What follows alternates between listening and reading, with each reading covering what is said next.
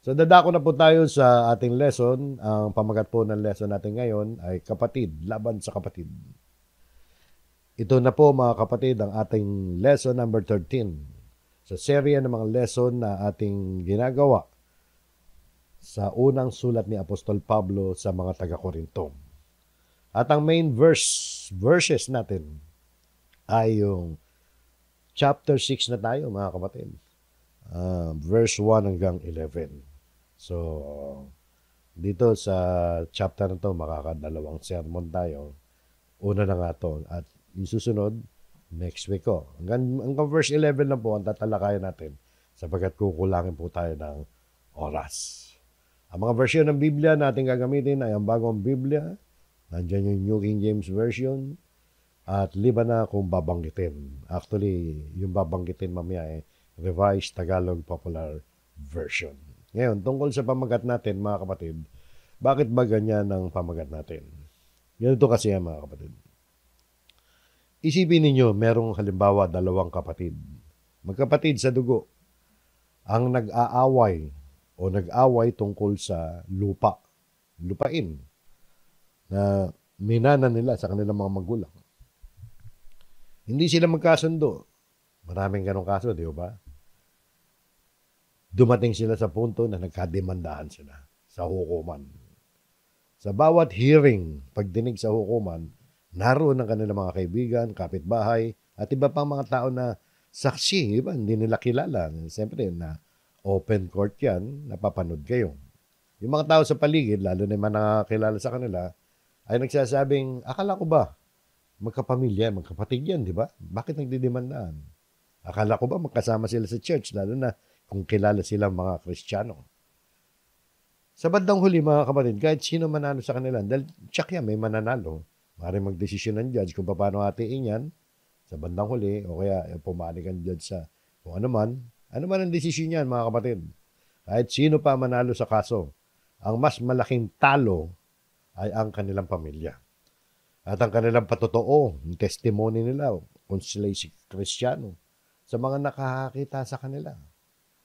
Yung dignidad at pagkakaisa na dapat sana'y nakikita sa kanila bilang magkapatid. Kapatid na sila man, magkapatid pa sa pananampalataya, ay napalitan ng kahihiyan at kahinaan sa harap ng publiko. Ganun ang tendency nun, di ba? Ganun din mga kapatid ang mangyayari sa isang church, sa isang kapatiran, local church. Kapag ang mga magkapatid sa pananampalataya ay nagdadala pa ng kanilang mga alitan sa harapan ng mga hukuman ng mga hindi mananampalataya, sa halip na makita ang pagkakaisa at pag-ibig sa pagitan ng mga kapwa Kristiyano, ang makikita roon mga kapatid ay makikita ng mga hindi mananampalataya ang pag-aaway at ang pagkakahati-hati. Mga kapatid, sa buhay po natin dito sa lupa, tayo mga mananampalataya, ay hindi tayo exempted na maiwasan na magkaroon ng mga hindi pagkakaunawaan. Dumarating yan bilang mga tao sapagkat tayo minsan ay nagkukulang din sa isa't isa. Minsan ay dahil sa maliit na bagay.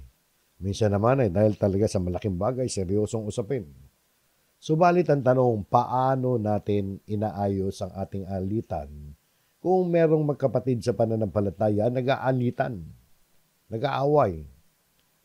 Sa sanlibutan, natural lang naman na pag nagkademandahan yan, yung usapin, aabot sa hukuman para humanap ng hustisya.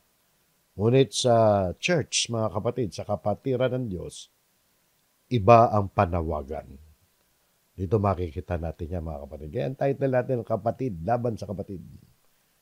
Meron kasi rito, mga kapatid, na ibinabangon si Apostol Pablo na kapag umiral lang ganyan, kapag merong alitan dyan, hindi dapat dalhin ng mga mananampalataya yung kanilang kaso sa mga hukuman at sa mga hukom na hindi mananampalataya. Sapagkat ito ay nakakahiya. Nakakahiya naman, di ba? Hindi lamang ito usapin ng pag-aaway, kundi usapin ng patotoo o testimonya ng church ng mga Kristiyano sa sanlibutan. Kapag ang mga Kristiyano ay nagkakagatan, nagsasakmalan, nagbubugbogan, nag-aaway sa harap ng mga hindi mananampalataya, mga kapatid, nadudungisan ang larawan ng Ebanghelyo. Samantalang tinawag tayo na maging banal sa pamumuhay. At alam niyo ba mga kapatid, darating ang panahon na tayo'y magiging hukom na kasama ni Kristo. Hahatol din tayo. Makikita niyan sa mga talatang babasahin po natin. Kaya ang katwiran ni Pablo nito, kapatid laban sa kapatid, bakit kayo nag-aaway? Bakit kayo nag-aaway? Bakit sa harapan pa ng mga hindi mananampalataya? Tingnan natin dito, no? Kailangan ayusin nyo. Yung pinapalabas dito. Ayusin natin. Sa loob pa lang ng kongregasyon, kung ano man ang alitan na personal sa isa't isa. So sa ating pagbubulay-bulay, pag-aaral na gagawin ngayon sa unang Korinto 6:1 hanggang 11, dito ay dadalhin tayo ni Apostol Pablo sa tatlong mahalagang punto. At least dito sa 6:1 hanggang 11. Una, na ang mga banal ay merong kakayahang humatol. So verse 1, 2, 3. Bakit ba kinakailangan i-demanda pa sa hukuman ng hindi mananampalataya yan eh? Meron naman kayong kakayaan, parang ganyan, tingnan nyo mga kapatid. At sa verse 4, yung ikalawang punto rito, makikita natin yung alitan ng magkakapatid ay hindi dapat inilalantad sa sanlibutan. At ang tunay na mananampalataya ay naiba na ang buhay. Kaya mga kapatid, kung minsan ay madaling magsabi kasi, madaling sabihin no? Ako'y may karapatan, ako'y dapat lumaban. Ngunit bilang mga hinugasan na ng dugo ni Kristo, nilinis na tayo ng dugo ni Kristo, ang ating panawagan ay hindi lamang para ipaglaban ang ating karapatan. Hindi puro karapatan lang, kundi upang ipakita ang kabanalan at kapayapaan na bunga ng ating bagong pagkatao kay Kristo. At sa unang bahagi natin pag-aaral, ay pinapaalala sa atin ni Apostol Pablo ang katotohanan na tayo ay merong kakayahang humatol. Tayong mga mananampalataya ay merong spiritual na karunungan. Meron tayong spiritual wisdom. At tinawag tayo upang humatol sa future, no? Nakasama ni Kristo. Kung magkagayon, bakit nga ba maghahanap pa tayo ng desisyon sa harapan ng mga hindi mananampalataya? Yan ang makikita natin dito. Sa unang punto natin, verse 1 hanggang 3, no? Kapag ang sino man sa inyo ay may reklamo laban sa isang kapatid, mangangahas ba siyang magsakdal sa harapan ng mga masasama at hindi sa harapan ng mga banal? So, nakita niyo mga kapatid, no? Ito yung unang problema. Dito sa kapitulong ito, kapag may mga hindi pagkakaunawaan, dinadala pa ng mga taga-Korinto sa hukuman ng mga hindi mananampalataya ang kanilang usapin. Ang dapat, ayusin sa loob yan ng kapatiran, wag nang ilabas yan. Wag nang ilantad sa sanlibutan yan. Sabi nga rito, no, sa sumunod na verse, hindi ba ninyo nalalaman na ang mga banal ay hahatol sa sanlibutan? Nakita nyo, no? Hahatol pala tayo sa sanlibutan. Yung mga banal na tinutukoy dito, yan yung mga mananampalataya. Yung mga saints, do you not know that the saints will judge the world? Isipin nga ninyo, mga kapatid, magiging judge pala tayo ng sanlibutan. Yung pag sinabing saints, mga mananampalataya yan.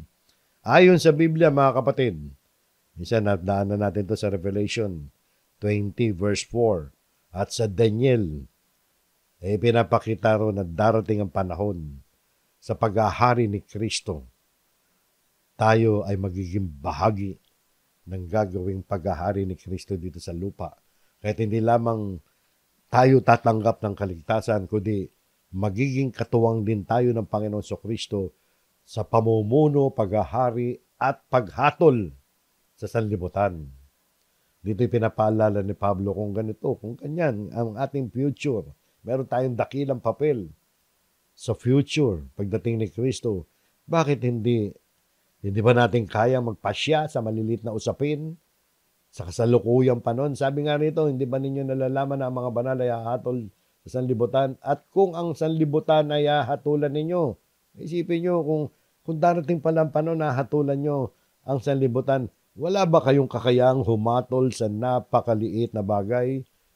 Napakaliit na bagay, no? Tumutukoy yan sa mga personal na alitan, mga usaping legal na nagiging dahilan para magsakdal ang isang kapatid laban sa isang kapatid.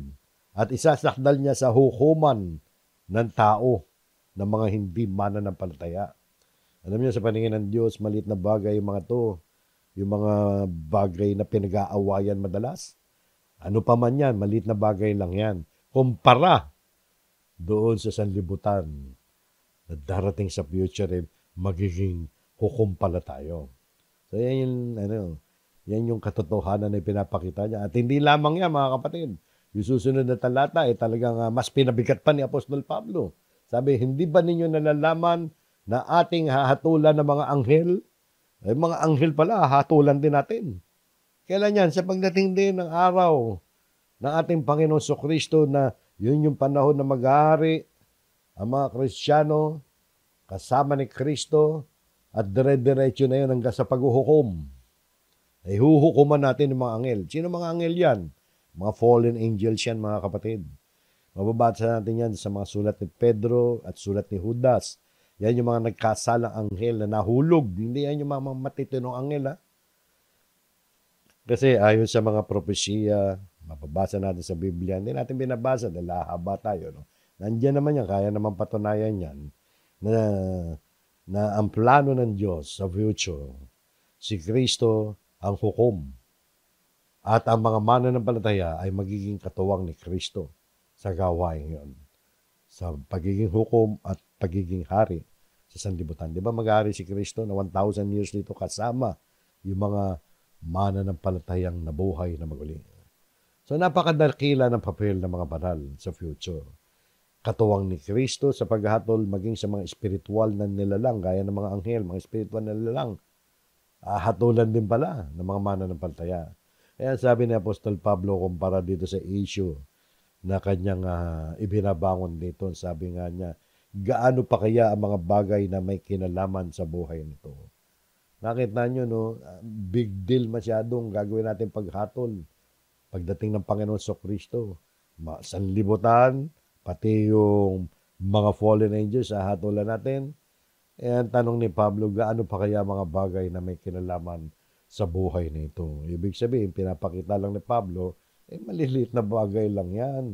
Maliit na bagay lang yan yung pinag-uusapan natin dito na bakit kinakailangan magdimandahan pa kayo. So, nakita nyo mga kapatid, no? Kaya mga Kristiyano, bilang mga tinawag ng mga banal dahil sa dugo ni Kristo, dahil sa pananampalataya natin, ay meron tayong napakadakilang tungkulin sa future.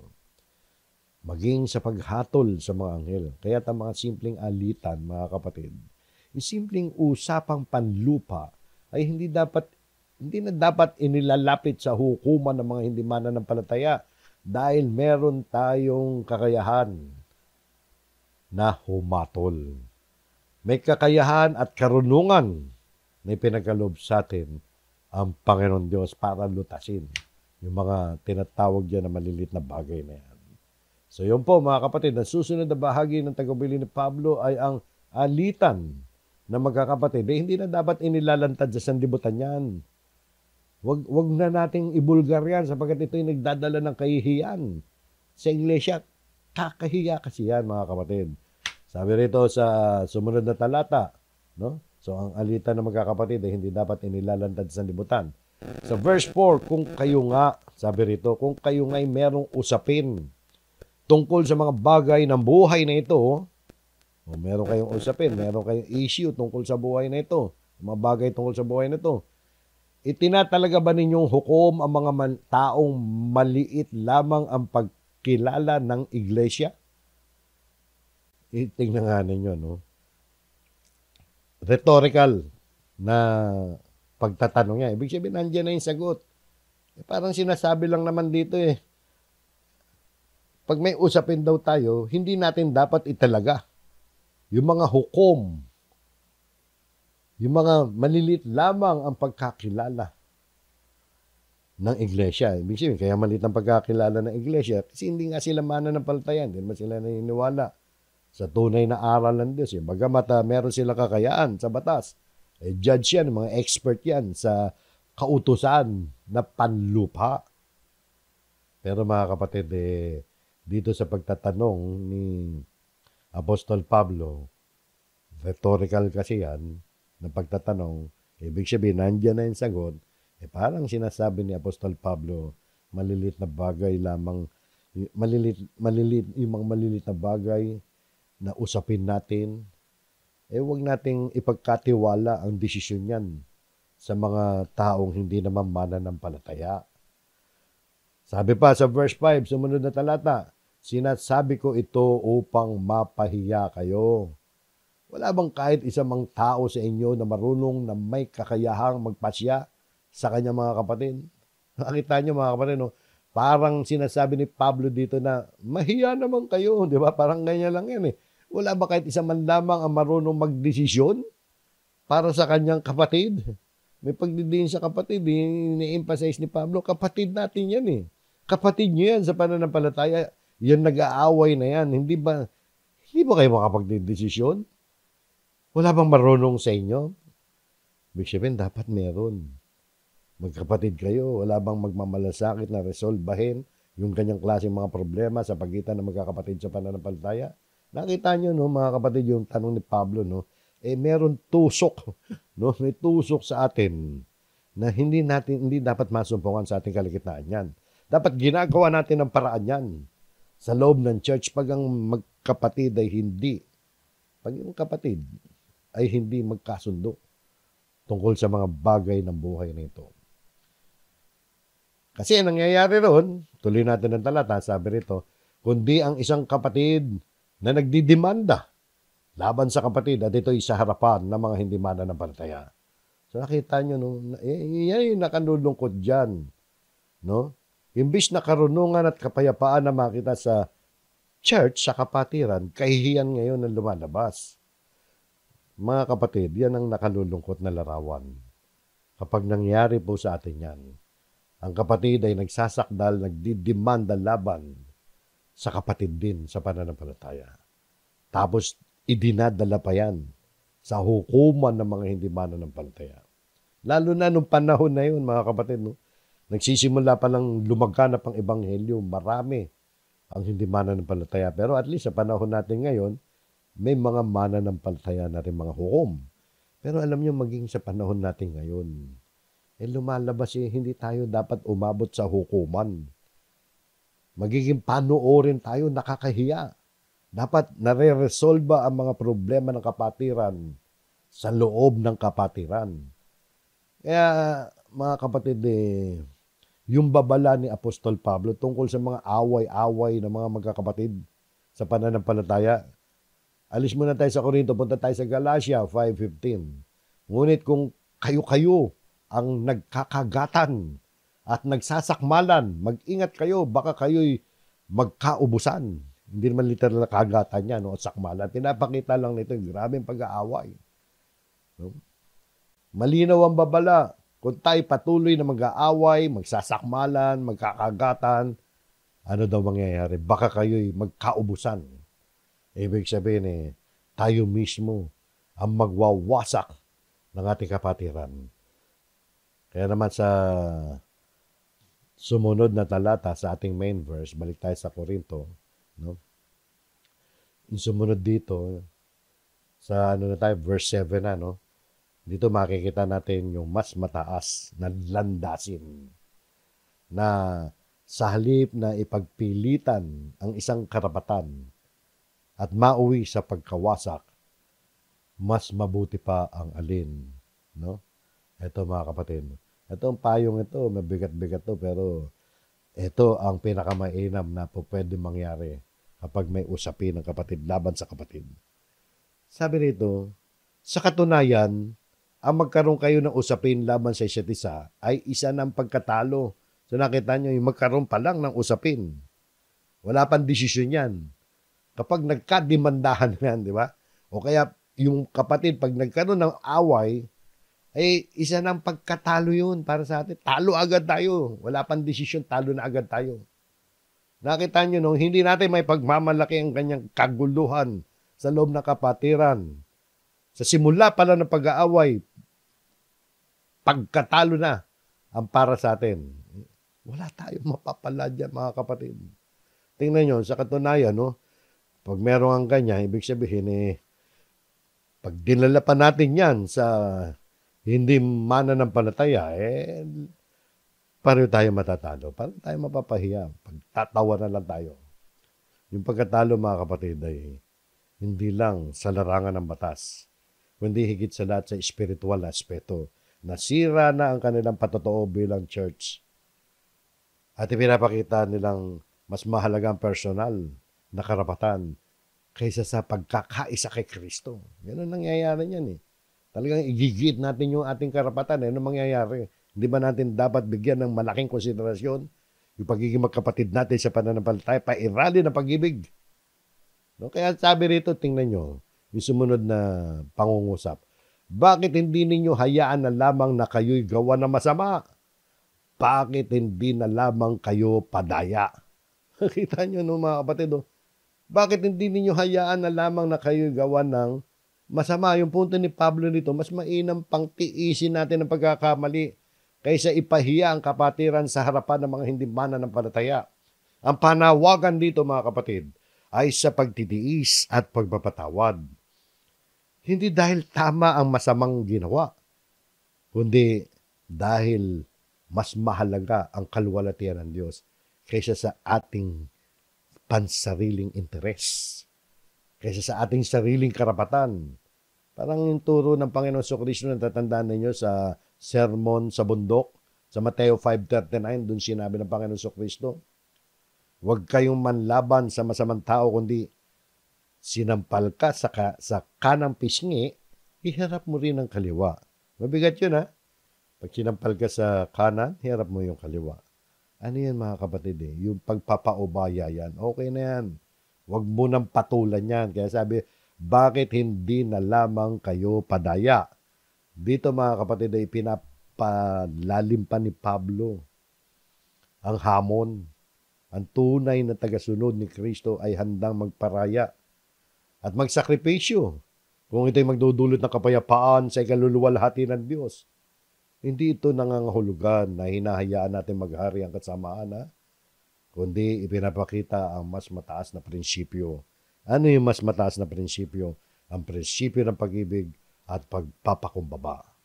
Hindi ito pagkonsinti sa masama. Tandaan niyo, mamaya may dadaanan tayong mabigat na sitwasyon, mga kapatid. So yan, mga kapatid, no? At sa verse 8, sabi rito, ito yung nakalulungkot eh. Masakit na pangyayari doon sa mga taga-Korinto eh. Ngunit kayo mismo ang gumagawa na masama at nandaraya at ito'y sa inyo, mga kapatid. Ayan, mabigat, no?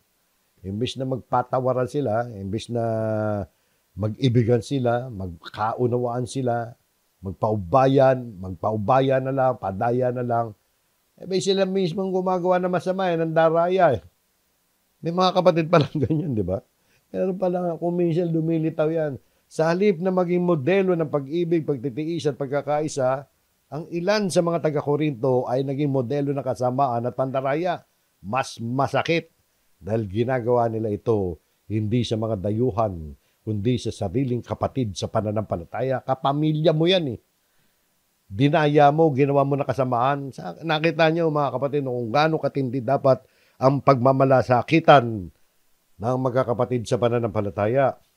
Ipinakikita nito na ang problema sa loob ng iglesia sa Korinto ay hindi lamang legal na usapin, kundi spiritual na krisis ng puso. Pag-ibig sa sarili ang mas humihigit pa sa pag-ibig sa kapwa. Kaya yan, mga kapatid, no? Yung aral para sa atin dito, dapat nating panatilihin ang pagkakaisa ng kapatiran. Kung may alitan, ayusin yan sa espiritu ng kapayapaan, hindi sa harap ng sanlibutan. Kung kailangan magparaya at magtiis para hindi masira ang pangalan ni Kristo. So yun, mga kapatid. Maaaring iniisip niyo mga kapatid, ito tanong, baka may magsabi, paano naman kung seryoso ang kaso? Pwede, di ba? Pwede mangyari yun. Hindi lang simpleng alitan, kundi krimen. Paano kung ginawang ka ng krimen? Sinaksak ka, no? Binugbog ka, violente, o iba pang karahasan. Dito natin dapat linawin ito, mga kapatid. Ha? Ayaw nating maabuso to, kaya nililinaw natin to. Sapagkat ang tinutukoy ni Pablo dito sa kanina pa natin pinag-uusapan ay ang alitan na kung tawagin sa Ingles ay civil disputes lamang. Hindi criminal case. Kaya mahalaga makita natin pagkakaiba ng dalawa, mga kapatid. Tandaan ninyo, ang pinag-uusapan dito na wag mo nang dadalhin sa hukuman yan, civil case lang yan. Ano ba tinatawag na civil case? Civil case, pagtatalo ng karapatan ng dalawang panig yan. Ang layunin niyan, maibalik ang nararapat sa isa dahil nalugi yung isa eh. Civil lang yan, mga kapatid. Maski sa hukuman ng tao, dalawang klase yan. Isang civil case at isang criminal case naman. Sabi rito, ang pag-criminal case, mga kapatid, paglabag na yan sa batas na nakaka-apekto na yan sa lipunan. Ang layunin nito ng civil case, mga kapatid, anong criminal case? Parusahan ang kasamaan at protektahan ang kabutihan ng nakararami. Yung criminal case sa hukuman, mga kapatid, hindi naman tayo abogado pero nakakita na tayo ng ganyan. Doon sa mga dokumento ng civil case, iba doon sa dokumento ng criminal case. Doon sa dokumento na nakasulat doon yung tawagin nila title, caption, makikita nyo pag criminal case ganito nakasulat. Oh. People of the Philippines versus yung dinidemanda. Meron mo people of the Philippines ang kalaban. Pero pag civil case, walang ganun. Pangalan lang ng tao. Si tao number 1 versus tao number 2. Diba? Pero pag nakagawa ka ng krimen, pag criminal case, people of the Philippines versus nung sinasakdal.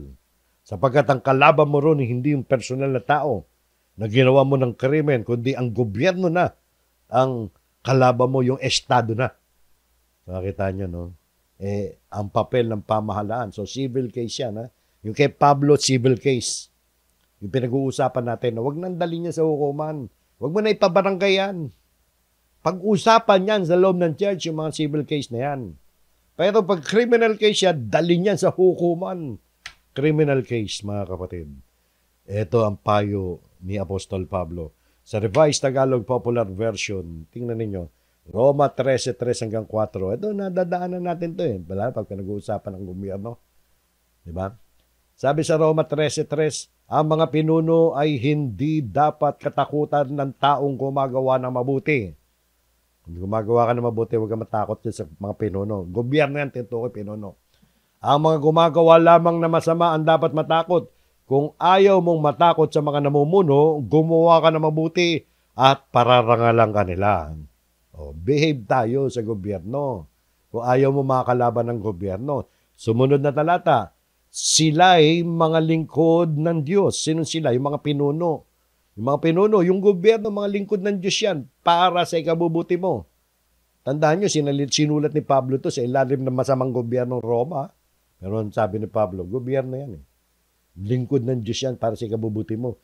Ngunit kung gumagawa ka ng masama, dapat kang matakot dahil sila'y may kapangyarihan magparusa. Tingnan nyo mga kapatid, sila'y mga lingkod ng Diyos. Tinawag na God's minister, mga lingkod ng Diyos sa mga gumagawa ng masama. So nakita nyo mga kapatid, no? Kaya dito nakita natin, kapag ang kaso ay kriminal, gobyerno yan. Huwag nating pagtatakpan ng kapatid na nag-asala ng criminal case. Dalhin yan sa hukuman talaga.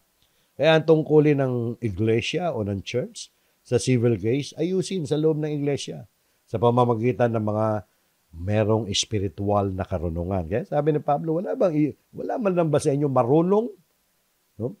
Para hatulan yung issue tungkol sa magkakapatid. Kaya nasabi natin, ayusin yan sa loob ng church pag civil case sa pamamagitan ng mga may spiritual na karunungan. At pag criminal case, ang tungkulin natin bilang isang church ay huwag itago o pagtakpan ng kasalanan. Minsan, tatago pa yan. Krimen na yan, iba na yan. Ipagbigay alam yan sa mga otoridad. At kasabay noon, pairali ng disiplina ng iglesia na gaya na ating napagkaralan nung nakaraang kapitulo na na-discuss natin ang tungkol sa pagtitiwalag. Na itiwalag yan sapagkat nakagawa ng krimen yan, pero ang layunin natin ng pagtitiwalag, hindi para tuluyang itakwil ang isang kapatid na nagkasala, kundi para kaladkarin siya sa pagsisisi. May tulak siya sa tamang pagsisisi at makapagbalik loob siya sa Diyos. So yun po mga kapatid. Kaya malinaw mga kapatid ang civil disputes. Civil disputes o civil case ay dapat isinasaayo sa loob ng church. Pero kapag criminal case na, hindi na natin jurisdiction yan. Jurisdiction na yan ng pamahalaan na itinalaga ng Diyos. So yan ang alitan ng magkakapatid at hindi dapat yan inilalantad sa libutan. No? At yung huli natin mga kapatid, verses 9 hanggang 11, ang tunay na mananampalataya ay naiba na ang buhay. Dito sa huling bahagi mga kapatid, sa paalala ni Pablo, higit pa, makikita natin dito, higit pa sa kung saan dinadala ang mga kaso. Higit pa sa mga kaso-kasong yan, ang mas mahalagang tanong ay, namumuhay ba tayo ayon sa ating bagong pagkatao kay Kristo? Ito yung kanyang binibigyan diin sa mga talatang 9 hanggang 11. Tingnan po natin mga kapatid. Dito sa unang Korinto 6:9, pagkatapos talakayin ang usapin ng demanda, pinapaalala ni Pablo ang church tungkol sa dating buhay. Ito ang dating buhay ng mga mananampalataya nung sila'y hindi pa nananampalataya. Basahin po natin.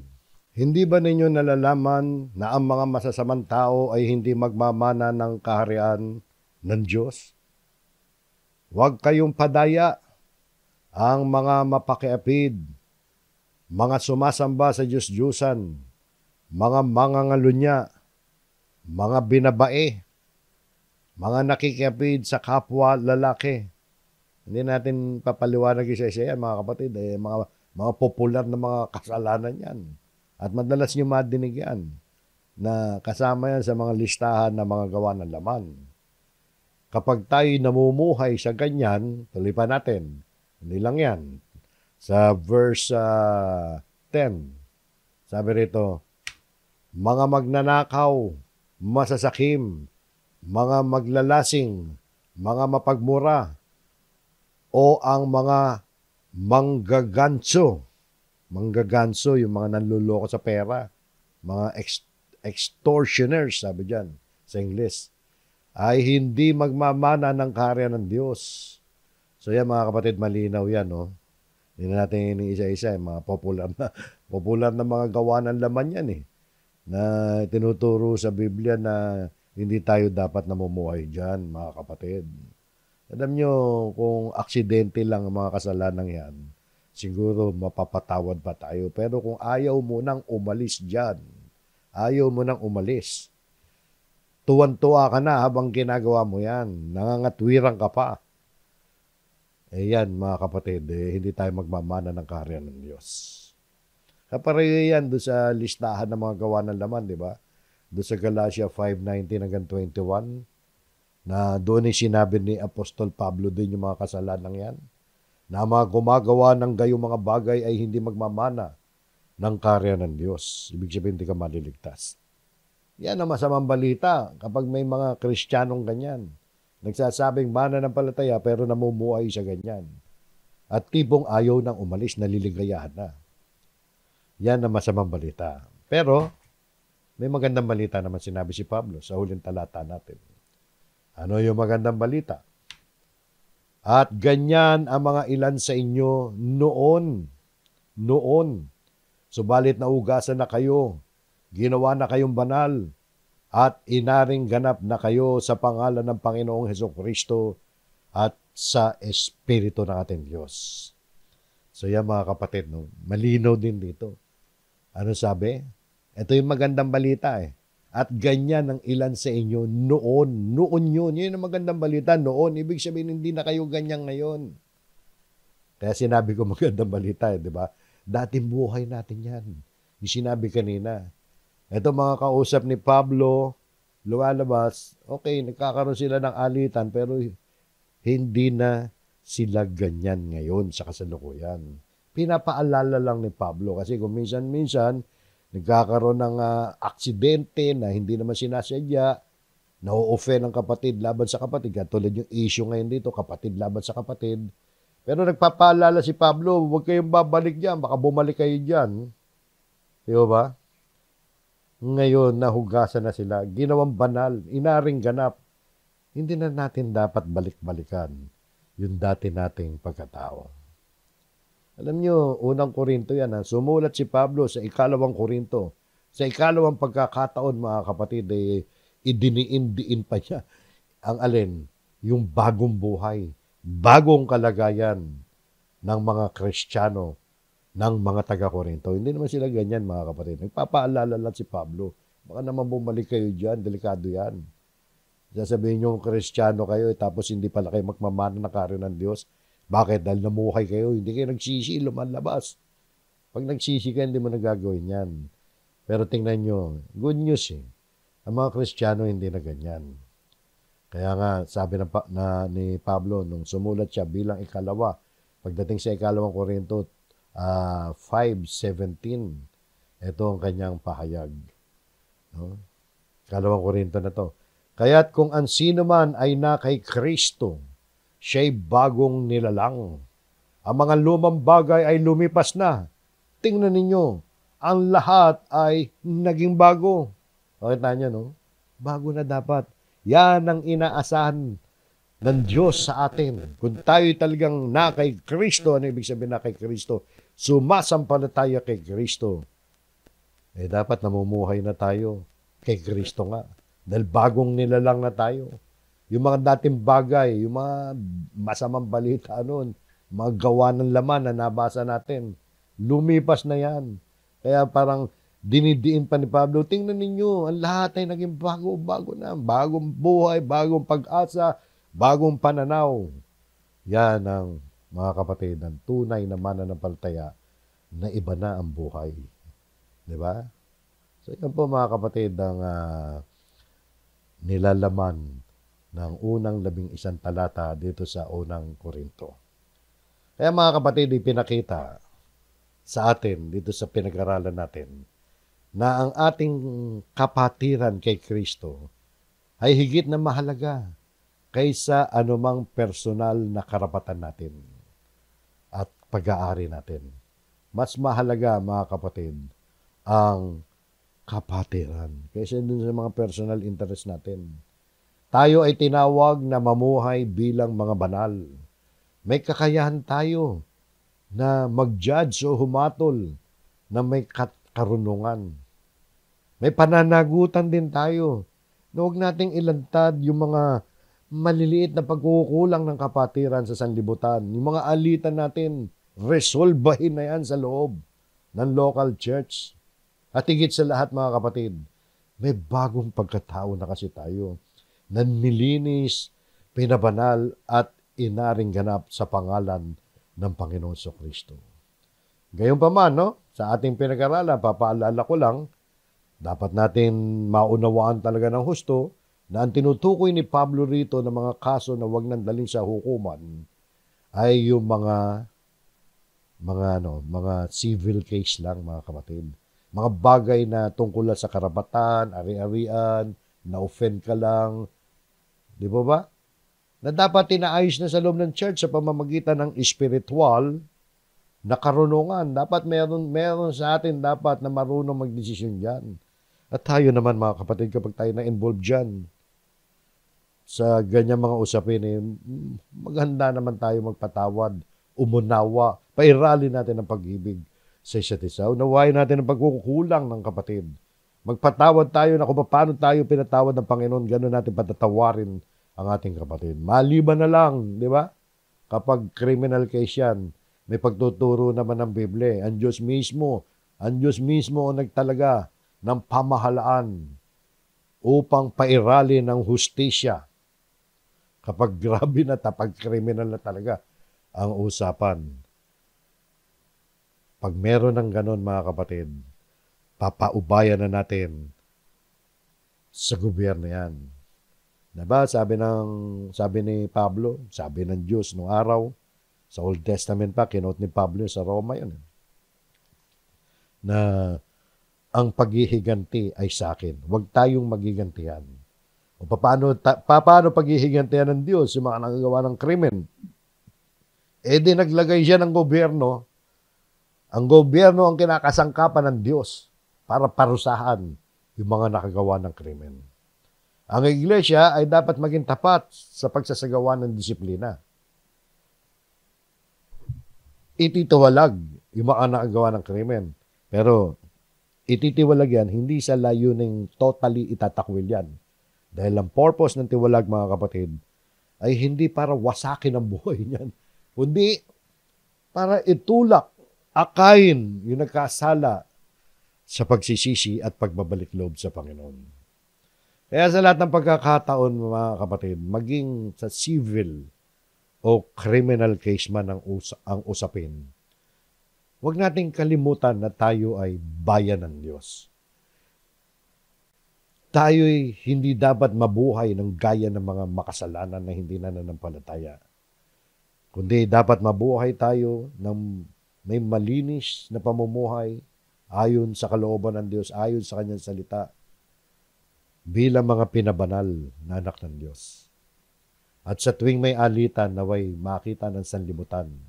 Makita ng mga hindi mananampalataya na kahit nagkakaproblema magkakapatid sa pananampalataya, pero handa naman silang tanggapin ang pagkukulang at unawain ang mga nagkasala doon sa mga civil case, di ba? So yun, mga kapatid. Handa tayong pairali ng pag-ibig, katarungan, at kapayapaan. So hanggang dyan, mga kapatid, ang ating aralin, naway nakatulong ito sa atin. Magkaroon ito ng aplikasyon sa buhay po natin sa ating pakikisama sa kapatirang Kristiyano. Maraming salamat po, mga kapatid. Tayo po'y muling manalangin.